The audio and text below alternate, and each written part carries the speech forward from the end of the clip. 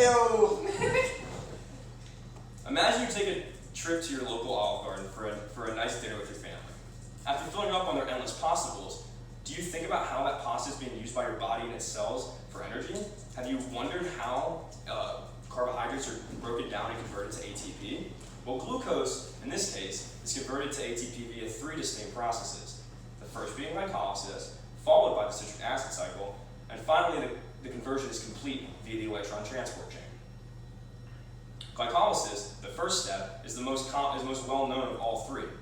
It is the initial breakdown point of all glucose and consists of 10 main steps, each of which involves changing the structure of the glucose molecule towards the process's final product, pyruvate. The products of glycolysis, 2-pyruvate, 2-ATP, and 2-NADH. NADH is one of 2 main primary electron donors, which eventually down the line will create the bulk of our ATP. But the pyruvate made at the 10th and final step of glycolysis is then converted via the pyruvate dehydrogenase complex to acetyl-CoA. That acetyl-CoA is the initiator for our second process in the cycle, which is the citric acid cycle.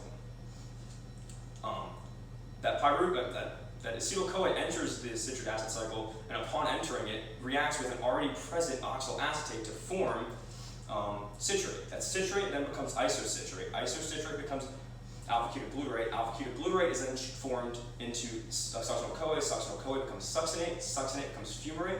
Fumarate becomes malate. And finally, oxyl acetate is reformed via malate, and the cycle is ended.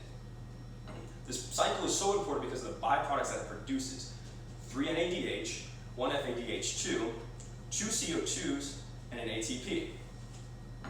Now that we have all of our NADHs and FADH2s, they're ready to be sent to our final process of this, the electron transport chain.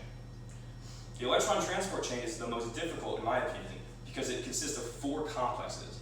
These complexes are structures on the membrane that allow for electrons and hydrogen ions to pass through the membrane.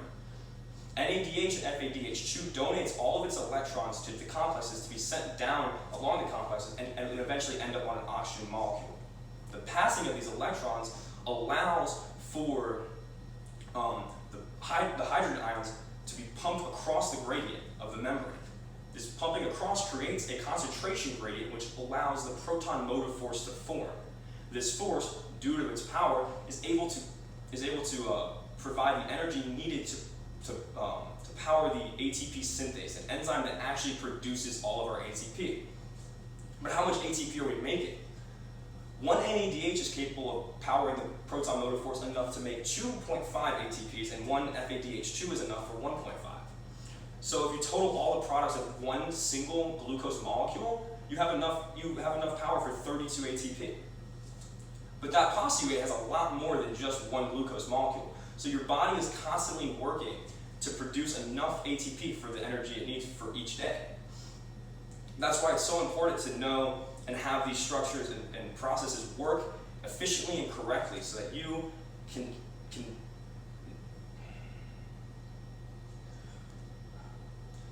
it's important for these structures to work and correctly so that your body does what it needs so you can have a healthy